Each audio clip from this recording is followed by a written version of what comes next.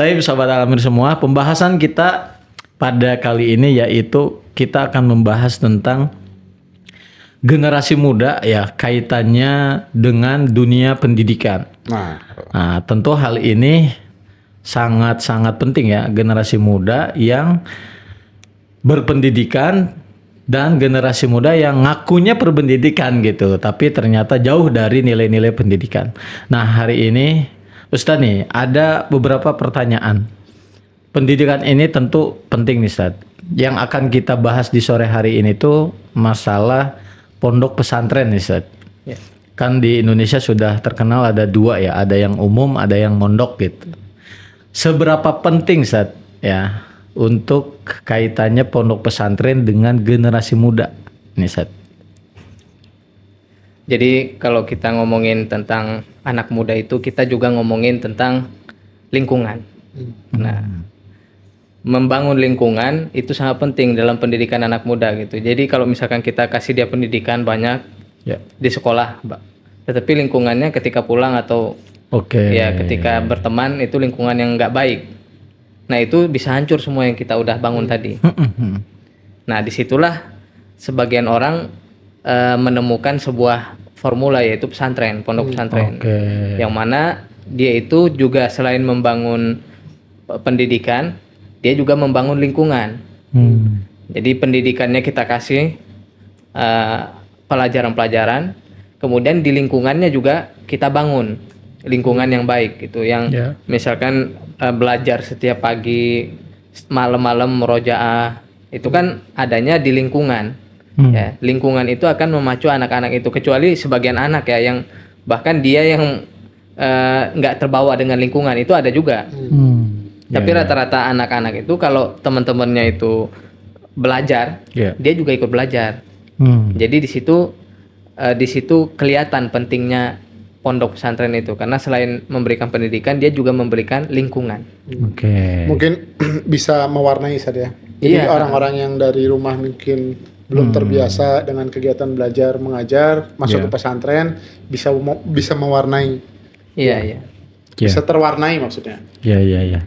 Berarti memang pondasinya atau motivasinya adalah membentuk lingkungan ya. Karena kalau di dunia pendidikan umum kan dia setelah sekolah pulang ke rumah ya tercampur dengan lingkungan, mungkin gitu saja. Iya. Sehingga si pesantren ini atau pondok ini lebih fokusnya setelah nyari ilmu, pendidikan, lingkungan yang sangat penting gitu ya. Iya, lingkungannya. Kita nggak mengatakan bahwasannya pasti bagus lingkungan pesantren semua 100% bagus, enggak. Tapi itu kan salah satu usaha kita untuk menjaga anak-anak kita di lingkungan yang terjaga gitu. Minimal mereka nggak bisa megang HP misalkan. Ya kan? Iya. Atau mereka itu nggak bisa menghisap hal-hal yang tidak boleh dihisap gitu ya. Rokok misalnya. Ngerokok ya, nggak boleh ngerokok maksudnya. Ya banyak aturan kan. Sedangkan kalau kita biarkan anak kita di rumah misalkan, ya di rumah kita bisa menjaganya. Tapi kalau keluar sama teman-temannya kan. Jadi pesantren itu menciptakan lingkungannya sendiri, Pak. Iya nggak sih? Iya, betul. Jadi lingkungan yang dimaksud Ustadz adalah lingkungan di dalam pesantren. Berarti sekaligus membangun karakternya itu. Ya kan, karakternya dibangun tuh mulai dari kegiatan pagi sampai tidur kembali. Ya kan? Karena kan panjang tuh. Bangun pagi harus jam 4 mungkin atau setengah 4. Ya kan, sholat subuh atau sholat tahajud, beres itu murojaah, beres itu berkegiatan belajar mengajar sampai tidur kembali. Sehingga karakter itu diharapkan bisa terbangun dalam satu lingkungan yang dimaksud adalah lingkungan pesantren. Itu saja. Iya, benar. Iya. Dan mungkin nantinya dari situ tercipta kebiasaan ya. Iya. Kebiasaan gitu. Kita mengharapkan itu ya. Harapan itu. Ya, harapan kita, semua orang tua juga. Wali santri, wali murid kan. Iya. Untuk agar terbiasa menjadi sebuah disiplin yang mana anak-anak itu bisa melakukannya tanpa dipaksa lagi. Gitu. Iya, itu jadi dia. Ada orang yang mengatakan, ini kalau nggak salah orang Barat yang mengatakan bahwasanya disiplin itu bukan mengekang, tapi malah membebaskan. Artinya, ketika kita disiplin, kita bisa melakukan hal itu nanti dengan sendirinya tanpa ada paksaan lagi. Tapi awalnya memang harus disiplin. Harus dipaksa. Ya, harus dipaksa. Iya. Karena ketika sudah dipaksa, kita sudah terbiasa, kita bisa melakukannya tanpa paksaan lagi. Memang udah terbiasa aja gitu. Iya. Dulu juga saya teringat orang tua dulu tuh ya ke saya tuh. Kamu sholat karena Allah nggak? Iya, tapi kalau kecil karena kayaknya karena dibentak, bukan karena Allah. Iya. Iya gitu. Jadi memang dipaksa dulu gitu Ustaz ya. Nah, cuman tadi ada juga nih Ustaz yang saya garis bawahi. Tadi kan ada di lingkungan pesantren itu ada beberapa yang mungkin di luar lingkungan pesantren tuh boleh, tapi di dalam pesantren nggak boleh. Misalkan tadi handphone misalkan, ya kan? Itu tuh mempengaruhi nggak ke dunia sosialnya si santri saat dia itu karakternya itu kan, saya nggak tahu nih dunia luar gitu. Jadi ketika dia melihat dunia luar itu sendiri pun sepertinya berbeda sekali dengan dunia pesantren. Fenomena itu saya gimana sih? Sebenarnya nggak terlalu ada pengaruh apa-apa gitu. Ketika dia itu berada di dalam pesantren, nanti dia akan keluar karena semua orang itu kan belajar gitu. Nanti dia keluar dari pesantren, dia akan belajar beradaptasi dengan lingkungan luar. Sekarang dia pelajari dulu hal-hal yang ada di pesantren. Kalau misalkan kita nggak pernah masukkan dia di pesantren, di lingkungan luar, ya anak-anak di lingkungan luar misalkan, ya dia bisa hal-hal yang berkaitan dengan lingkungan luar bisa, tapi tentang agama bisa apa enggak, ya kan? Nah, memang nanti kita kan selalu akan belajar. Kita bukan belajar di waktu kita sekolah doang atau kuliah. Seumur hidup kita belajar kan. Nah, misalkan di anak-anak pesantren itu di pesantren dia belajar. Yaitu belajar pelajaran-pelajaran yang ada di pesantren, belajar bahasa Arab, belajar yang lain-lainnya. Nanti ketika dia keluar, dia akan belajar lagi. Belajar cara bermuamalah dengan baik, belajar berlingkungan dengan baik. Jadi setiap orang itu pasti belajar kan. Nggak ada orang yang nggak belajar. Orang yang paling sukses di dunia, itu dia sukses karena dia selalu belajar. Dia dan setiap ada perubahan kondisi, dia pelajari cara menghadapi kondisi tersebut gitu. Dia nggak kaku. Beradaptasi ya. Iya, beradaptasi. Iya. Jadi nggak ada masalah sebenarnya anak-anak itu ditaruh di pesantren. Insya Allah dia juga akan beradaptasi, tapi dia udah memiliki prinsip-prinsip yang udah dia dapat di pesantren gitu. Yang udah dipelajari. Iya. Justru dia saat keluar di pesantren itu selesai kegiatan pendidikan, justru itu adalah tempat dia untuk mempraktekkan ilmu itu mungkin. Iya. Iya. Minimal untuk sendiri. Iya. Kan? Minimal untuk sendiri. Oke. Nah, sekarang juga ada fenomena bahwa sekarang kan lagi musim libur sekolah nih, liburan sekolah nih. Nah, banyak santri-santri atau lulusan pondok dan lain sebagainya ya.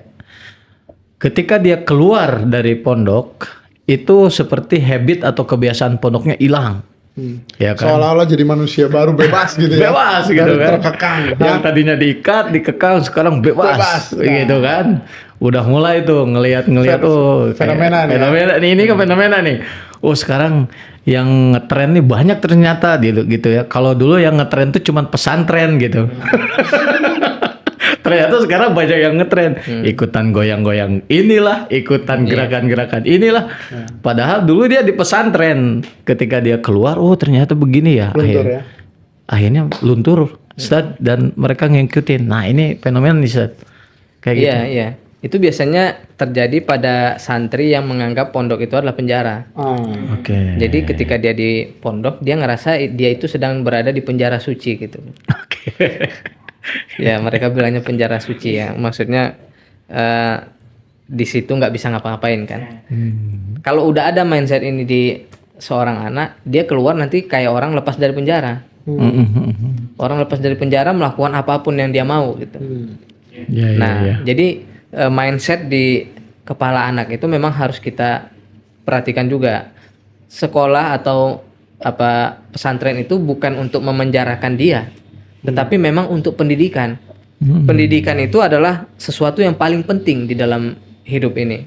Mau jadi apa kita, pasti itu ujungnya dari pendidikan. Kita mau jadi orang sukses, baik di dunia dan di akhirat, semuanya butuh ilmu. Jadi memang anak-anak itu ketika dia di sekolah atau di pesantren itu bukan untuk dipenjara, tetapi untuk diberikan pendidikan, untuk kebaikan dia juga nantinya gitu, bukan untuk orang tuanya, enggak. Memang kembali ya ada orang tuanya dapatlah bias-bias dari kebaikan itu, tapi yang paling utama itu sebenarnya untuk dirinya sendiri. Dia yang akan mendapatkan manfaatnya. Padahal dia masuk ke situ bukan pakai uang dia kan, pakai uang orang tuanya. Jadi memang udahlah dibiayain untuk dididik supaya menjadi orang yang baik di masa depan gitu. Jadi bukan untuk dipenjara anak-anak itu.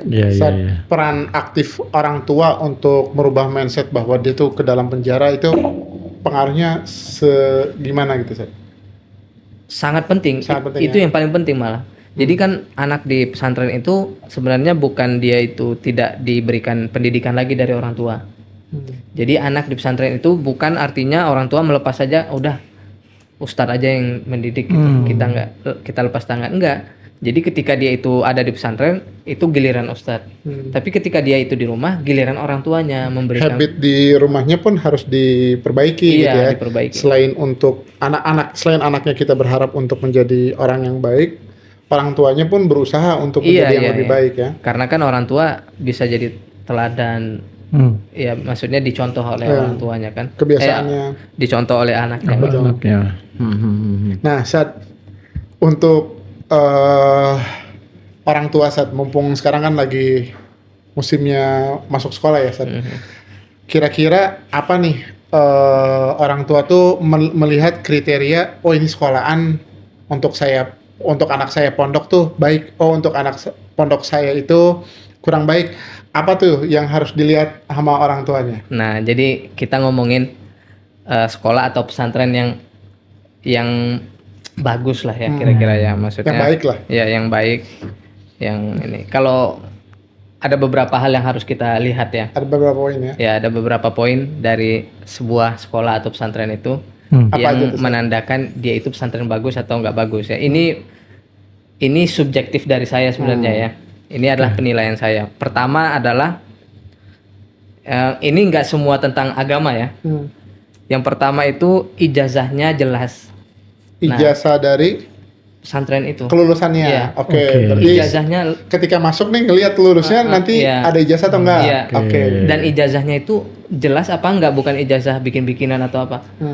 Standar nilainya ini pokoknya hal-hal yang bersifat administrasi itu jelas apa enggak gitu. Karena untuk melanjutkan sekolah ke jenjang yang berikutnya itu butuh ijazah kan.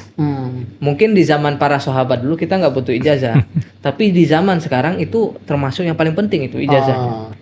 Ijazahnya itu jelas. Dasarnya ya. Iya. Misalkan boleh juga kita milih misalkan pesantren yang udah mau adalah ke Madinah.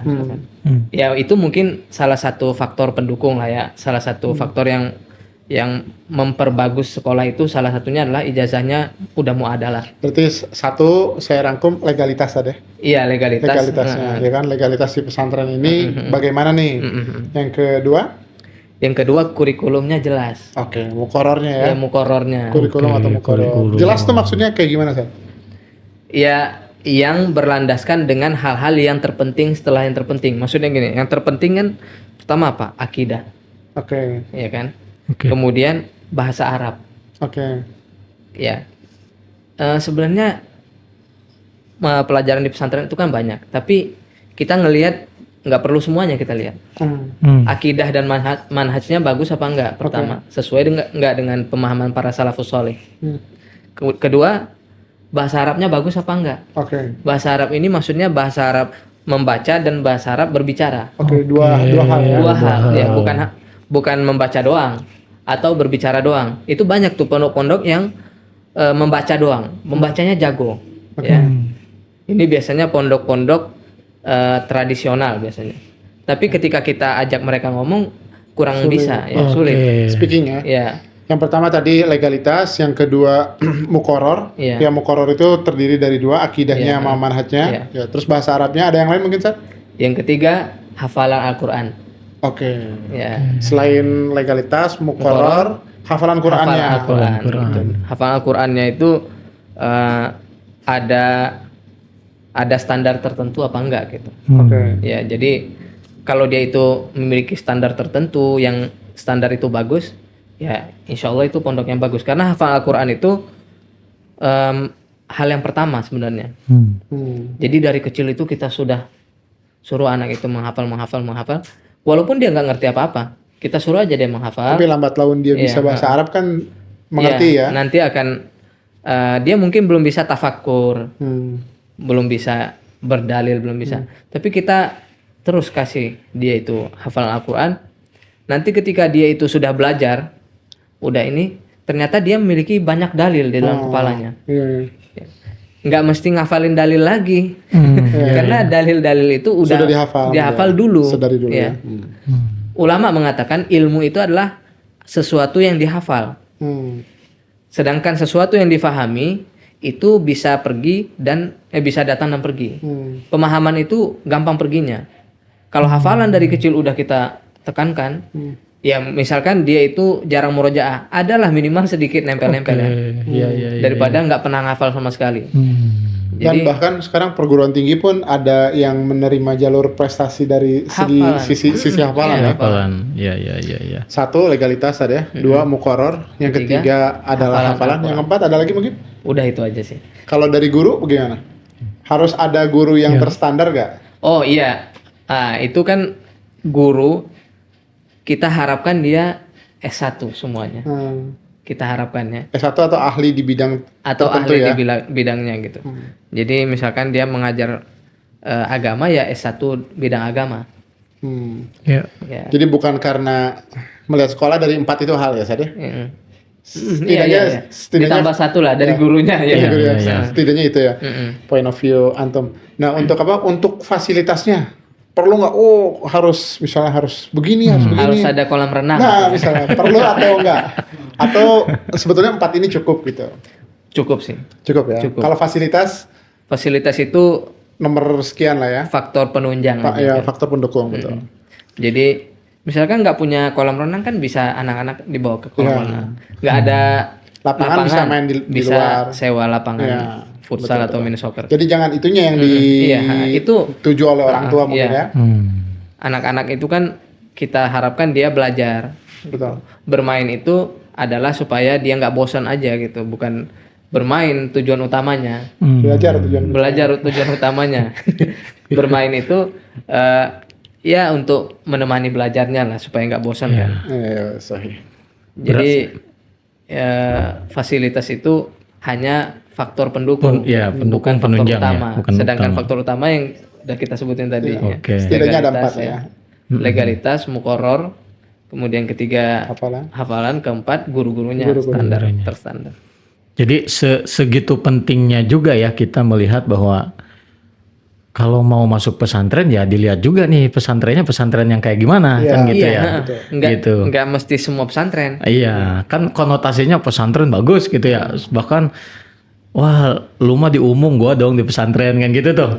Padahal ada juga tuh pesantren justru tidak lebih baik daripada sekolahan umum gitu. Berarti segitu pentingnya. Tadi Ustadz menekankan yang pertama adalah akidah ya, Ustadz. Iya. Segitu pentingkah akidah gitu, Ustadz, ketika mondok itu? Itu yang paling penting. Jadi sebenarnya seorang anak itu dibentuk di SMP dan SMA. Prinsip-prinsipnya. Jadi misalkan dia SMP SMA di sekolah yang bermanhaj salaf gitu, bagus manhajnya. Nanti dia pindah ke universitas yang campur misalkan manhajnya gak jelas gitu. Tapi dia udah punya prinsip. Itu yang lebih kuat daripada misalkan dia itu dari pondok yang manhajnya nggak jelas gitu. Ya tahulah ya. Iya. Terus dia masuk ke universitas yang bagus, misalkan ke Universitas Islam Madinah atau ke Lipia gitu. Nggak bakalan berubah itu prinsip dia yang ada di pondok. Ila rahimah rabbi. Iya, kecuali yang diberikan rahmat oleh Allah Subhanahu wa taala ya. Jadi sebenarnya ada 3 jenis mahasiswa ini. Mahasiswa yang kuliah ini ya. Pertama yang kuliah dan yang pertama itu adalah yang mondok di pondok salafi. Salafi maksud saya adalah salafi bermanhaj salaf ya, sunnah gitu. Nah itu insya Allah kedepannya akan tetap pada prinsip Ahlus Sunnah wal Jamaah salafi. Ya mungkin dia terjatuh ke dalam kemaksiatan mungkin, namanya juga manusia. Tapi di dalam hal-hal yang bersifat manhaji enggak, insya Allah dia punya prinsip. Prinsipnya yang akan memfilter ya, menjaga dia. Nggak mau kalau misalkan ada tablik akbar siapa nih, ngisi gitu, diajakin teman-teman kuliahnya misalkan. Misalkan sakit nih ke dokter, kata dokter, nama orang tua kamu siapa? Tanggal lahir kamu, wah mulai nih ada apa nih gitu ya, siapa tahu mau potong ayam hitam. Nah kan gitu. Nah, Ana mau tanya lagi tadi kan tentang kriteria sekolah yang baik gitu ya. Juga ada juga gini di kalangan orang tua ini menginginkan misalnya SMP-nya itu SMP pondok, namun diniatkan untuk SMA ketika dia udah lulus mau masuk ke SMA, SMA-nya sekolah umum. Gimana tuh pandangan antum? Atau ketika kuliah dia mau ke umum aja gitu. Pandangan antum sendiri bagaimana terhadap kejadian yang seperti ini? Ini sebenarnya boleh-boleh aja sih, gitu kan. Jadi dia cita-citanya jadi apa? Misalkan jadi dokter. Jadi dokter nggak mungkin kita kuliah di Lipia kan? Betul. Tapi berakidah, bermanhaj udah. Dan bisa bahasa Arab pula lagi ya. Jadi tergantung cita-citanya. Kita nggak mewajibkan anak-anak itu harus jadi ustadz. Sahih. Anas pendapat keluar dari pondok wajib jadi ustadz, harus kuliah di ini, kemudian jadi ulama, jadi penceramah. Enggak juga, enggak mesti.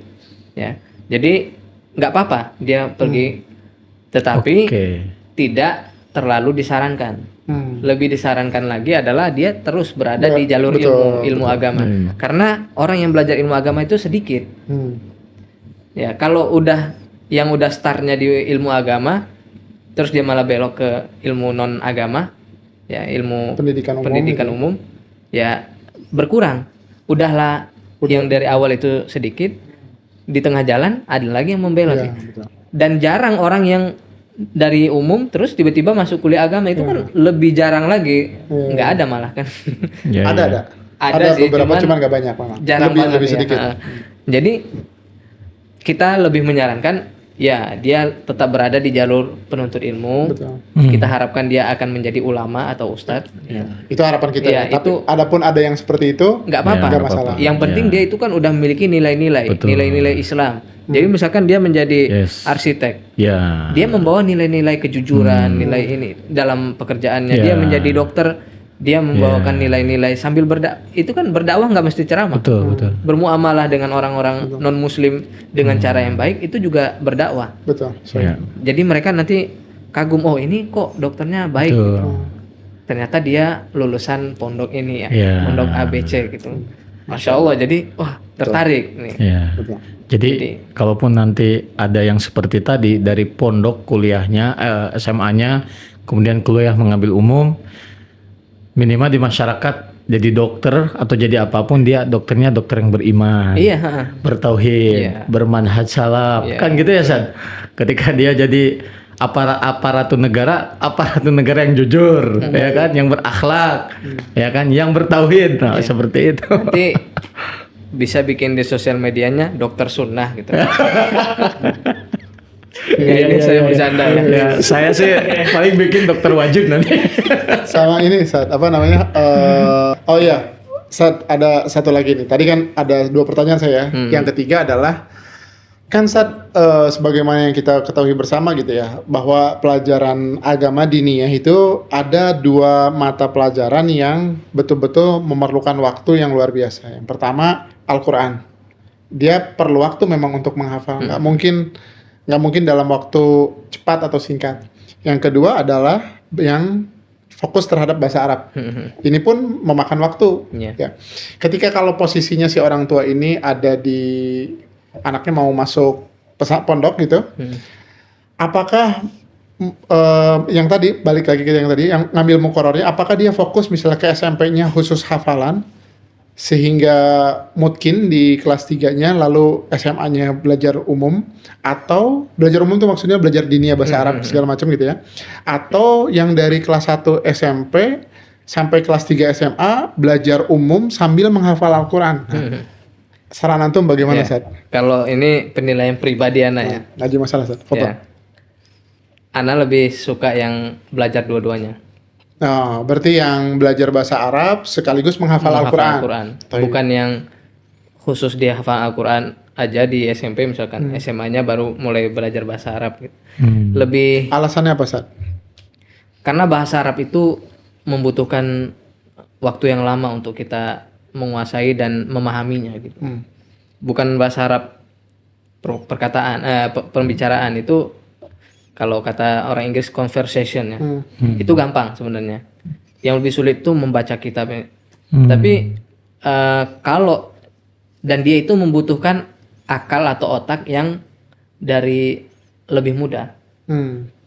Semakin mudah belajar semakin baik dia untuk di awal dia mungkin nggak terlalu paham di SMP, tapi nanti di SMA kan dia akan mempelajari kitab yang lebih dalam dengan bab-bab yang dulu dia udah pelajari gitu. Sebenarnya kan nahwu itu babnya itu aja, tapi awalnya pakai kitab segini, berikutnya segini gitu ya. Nahwu itu seperti itu, diulang. Nah, kalau kita udah skip SMP, nggak belajar bahasa Arab gitu, khusus menghafal Al-Quran aja, itu udah 3 tahun terbuang. Sedangkan kalau kita memulai dari 3 tahun itu udah lebih nancep lagi itu bahasa Arabnya. Makanya kita sering lihat ya di beberapa pondok itu, yang pondok tahfiz ya, itu taunya tahfiznya doang, hafalannya doang.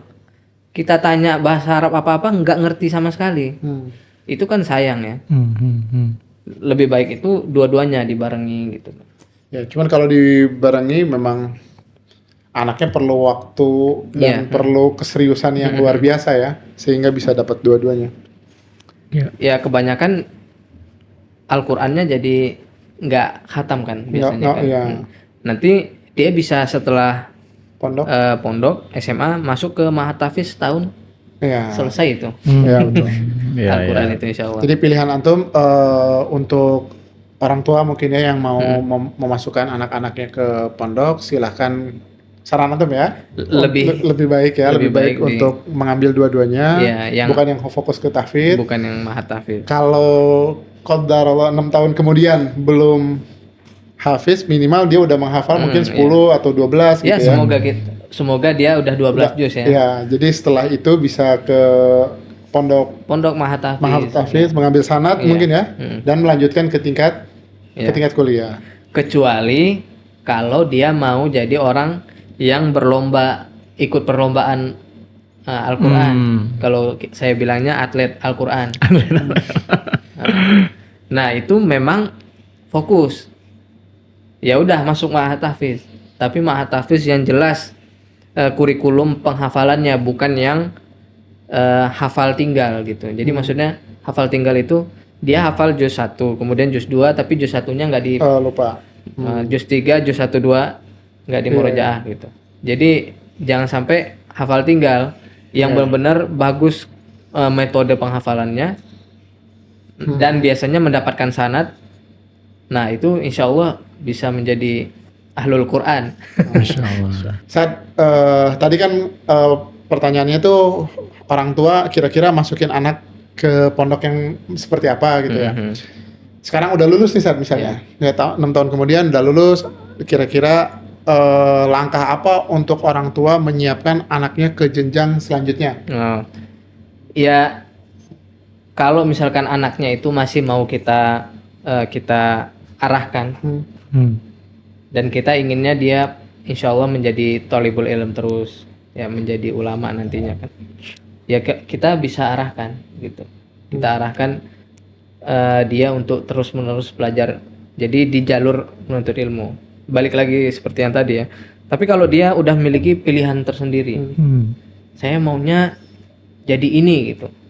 Nggak mau, ya udah nggak apa-apa. Silahkan. Ya silahkan. Jadi kita kan udah berusaha untuk mendidik dia 6 tahun nih.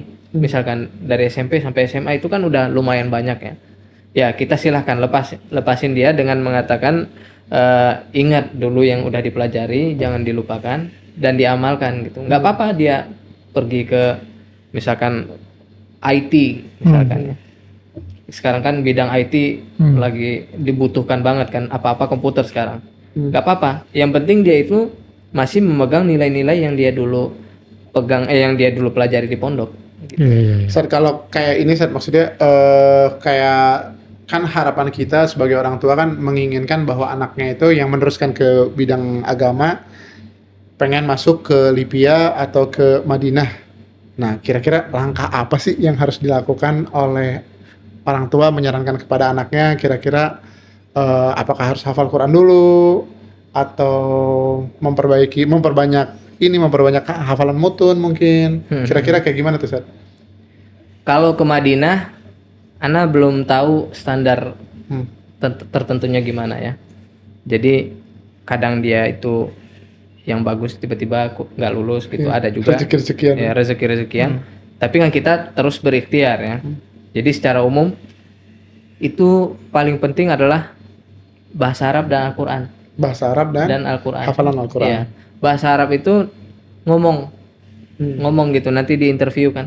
Oh iya. Apalagi kalau di Libya itu dia ngelihat syafahiyahnya juga, ngomongnya itu nanti gimana dia anak ini ngomong. Kalau dia ngomongnya bagus, insya Allah. Nah, terus hafalan 30 juz. Nah, ini biasanya menjadi faktor pendukung. Ya. Di mana-mana kampus itu biasanya kalau udah 30 juz, kalau di Libya ya, itu seringnya udah langsung keterima. 30 juz udah. Tapi nanti dites ya. Iya. Jadi Kang Misbah, kalau anaknya mau masuk Libya, selain bahasa Arab, faktor penunjangnya adalah hafalan Al-Quran.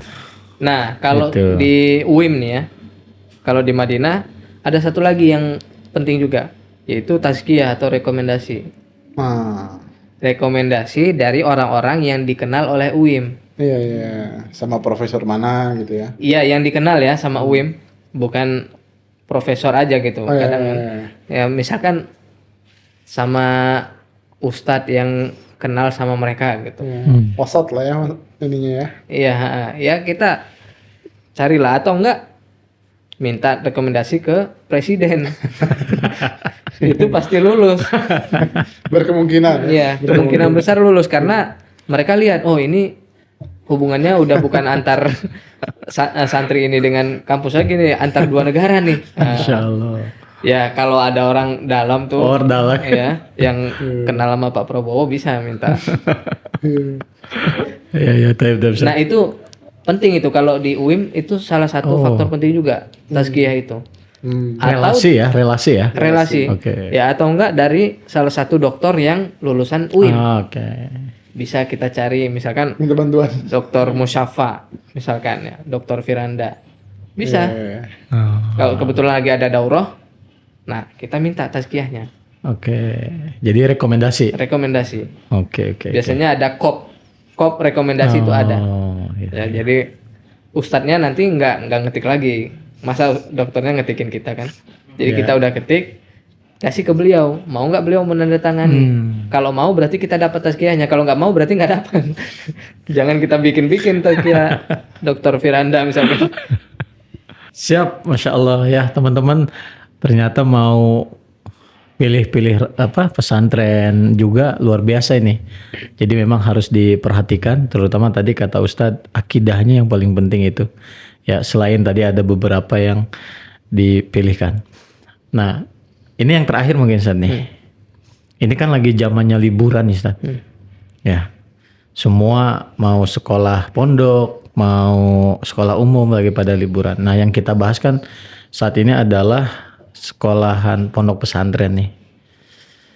Justru mereka ketika di luar pondok tadi ya, mereka itu tertular dengan keadaan di luar pondok. Itu yang pertama. Yang kedua, harus seakan-akan si orang tua tuh harus maksa-maksa gitu untuk melakukan ibadah yang biasanya dilakukan di pondok. Kemudian sehingga akan ada konotasi atau penilaian orang itu, di pondok aja begitu, gitu Ustaz. Nah ini kan hal-hal semacam ini nih, apalagi zaman liburan kayak gini ya. Nanti kan dia dibawa liburan kemana. Nah ini peran penting dari orang tua ini harus bagaimana gitu Ustaz, agar walaupun istilahnya gini, walaupun dia di luar pondok atau istirahat atau liburan, dia tetap nyantri walaupun di luar pondok gitu Ustaz. Ya. Jadi yang paling penting itu adalah ketika liburan orang tua mengawasi sama siapa anak ini jalan gitu. Bergaul.